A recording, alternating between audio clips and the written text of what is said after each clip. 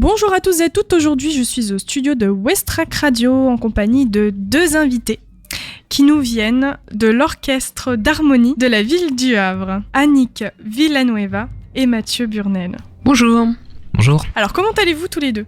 Bah plutôt pas mal. Écoutez, on est en pleine saison musicale, notamment en ce moment, donc encore mieux que d'habitude, sous un soleil magnifique qui n'empêche personne d'aller voir un concert malgré tout. Il nous a manqué le soleil. Donc est-ce que vous pouvez vous présenter ? Alors moi je suis la chef d'orchestre, donc je m'occupe de cet orchestre depuis déjà maintenant 10 années. Voilà, donc je dirige l'orchestre d'harmonie de la ville du Havre et quelques autres orchestres conservatoires. Et pour vous Mathieu ? Et Mathieu, donc un des clarinettistes de l'orchestre d'harmonie de la ville du Havre, et également passionné de musique, faisant partie d'un deuxième orchestre au Havre et aussi en initiation direction d'orchestre. Très bien, alors aujourd'hui on se rencontre dans un cadre un petit peu particulier, mais avant de parler de la raison pour laquelle nous nous rencontrons aujourd'hui, je voudrais l'on parle un petit peu de ce monde musical qui est le vôtre. À commencer par savoir qu'est-ce que c'est un orchestre d'harmonie. Oui, alors l'orchestre d'harmonie, c'est un orchestre dans lequel on ne trouve que des instruments à vent et des percussions. Voilà, donc vous avez des trompettes, des clarinettes, des flûtes, etc., etc. Tous les instruments dans lesquels on souffle et les percussions. Par opposition à un orchestre symphonique où là on va trouver en plus des cordes. Donc là dans notre orchestre il n'y a pas de cordes. Une exception près, puisqu'on a des contrebasses à cordes, mais ça c'est une tradition dans l'orchestre d'harmonie. Pour avoir plus de graves, on prend également des contrebasses à cordes. D'accord. Et vous deux, vous faites partie de l'orchestre depuis combien de temps ? Mathieu, si tu veux répondre ? Moi j'y suis rentré, il y a une... alors comme mon niveau l'a permis, puisque ce qu'Annick n'a pas précisé, c'est que l'orchestre d'harmonie de la ville du Havre regroupe essentiellement les grands élèves, on va dire, du conservatoire et surtout les professionnels.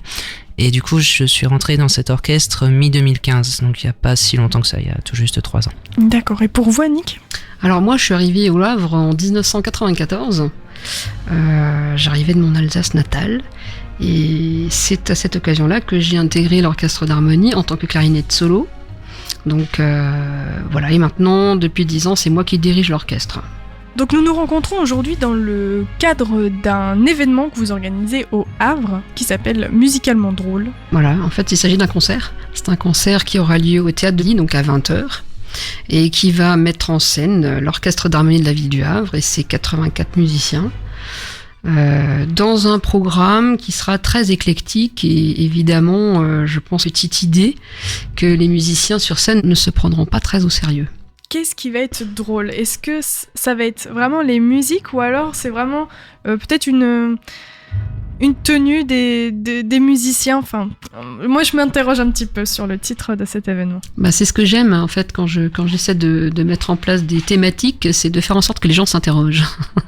Alors je sais pas si je dois lever vraiment le mystère sur la question, non, on va vous en parler, vous en dire un petit peu plus, mais c'est justement à la fois les situations qui peuvent être drôles, pas tellement les costumes, on va pas trop jouer sur ce terrain-là, mais les situations musicales, le style musical, la façon dont le compositeur va traiter les choses, de manière descriptive ou pas, utiliser des instruments spéciaux particuliers avec des sonorités inhabituelles, et aussi quelquefois l'histoire que la musique raconte, qui peut être complètement loufoque, avec une pièce d'Eric Whittaker, qui est un compositeur américain, et qui s'appelle Godzilla mange Las Vegas.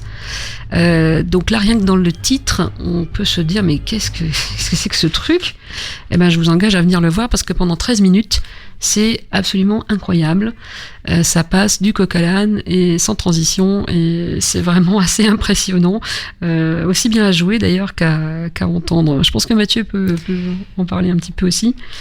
Alors ce qui était original justement, c'est que c'est une pièce, quand on la travaille tout seul dans son coin, qui est très abstraite pour le coup, parce que justement le compositeur joue énormément sur des effets de groupe, et personnellement c'est quand j'ai eu l'occasion de la jouer avec le reste de l'orchestre que j'ai réalisé toutes les histoires qu'elle pouvait raconter. Et vous savez, c'est à mon avis une des chances de l'orchestre du Havre, parce que dans la musique, faire passer des sentiments très très forts comme la peur, comme la joie, etc., c'est quelque chose qu'on peut, je vais pas dire facilement, mais qu'on peut couramment faire passer. Le rire, c'est déjà un niveau au-delà et c'est déjà un style de narration un peu plus difficile même dans la musique. Donc je pense qu'effectivement ce samedi on s'apprête à avoir un vrai moment musical d'une richesse et d'une occasion qui serait dommage de rater pour le coup. Mais en même temps, j'avais envie de donner la parole à quelques solistes, donc de mettre en avant certains musiciens de l'orchestre et de les faire accompagner par l'ensemble de l'harmonie.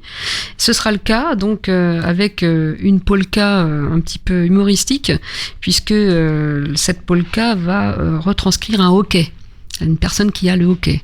Donc ça va être ce qu'on appelle la petite clarinette, donc l'instrument le plus aigu de la famille des clarinettes qui va jouer cette polka humoristique. Et puis par ailleurs, on a aussi un duo totalement improbable entre le piccolo, donc l'instrument le plus aigu de l'orchestre, et le tuba qui lui est à l'opposé avec les notes les plus graves.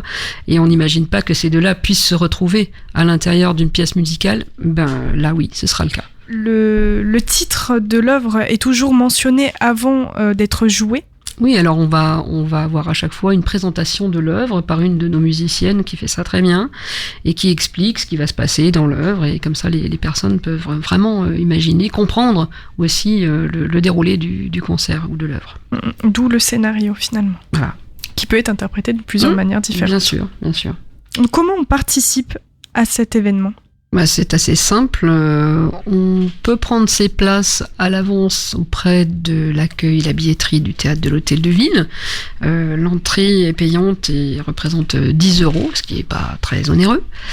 On peut aussi venir au moment du concert et puis prendre ses places s'il en reste à ce moment-là. J'ajouterai au passage que pour toutes les personnes qui souhaitent suivre un peu l'actualité et les différents concerts de l'Orchestre de l'Harmonie de la Ville du Havre, un site internet permet de suivre cette actualité, donc il est plutôt centré sur les 4 orchestres. C'est le site de l'Amicale des orchestres d'harmonie de la Ville du Havre, AOH, et également une page Facebook qui est elle-même consacrée à l'orchestre de la Ville du Havre. Donc tout ça, dessus, vous pouvez trouver en général assez en avance, voire carrément un planning en début d'année avec les différentes dates et les liens notamment pour avoir la billetterie et les lieux des concerts. Est-ce que vous avez un dernier mot pour cette interview ? Moi, je voulais évoquer aussi un autre concert, si c'est possible. Oui. On va jouer le 14 juin, c'est un vendredi soir, à la Forge d'Harfleur, à 20h30, au profit de la recherche contre le cancer infantile.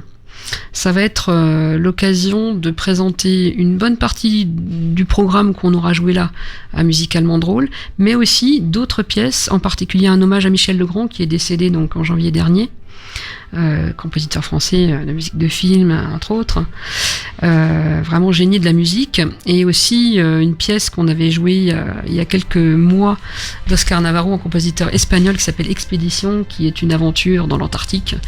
Voilà, donc on va faire ce concert là donc pour une bonne action au profit donc de la recherche contre le cancer infantile, et voilà, j'aimerais bien que les gens suivent cette action-là, viennent au concert. L'entrée sera de 10 € et de 8 € pour les tarifs réduits. Très bien.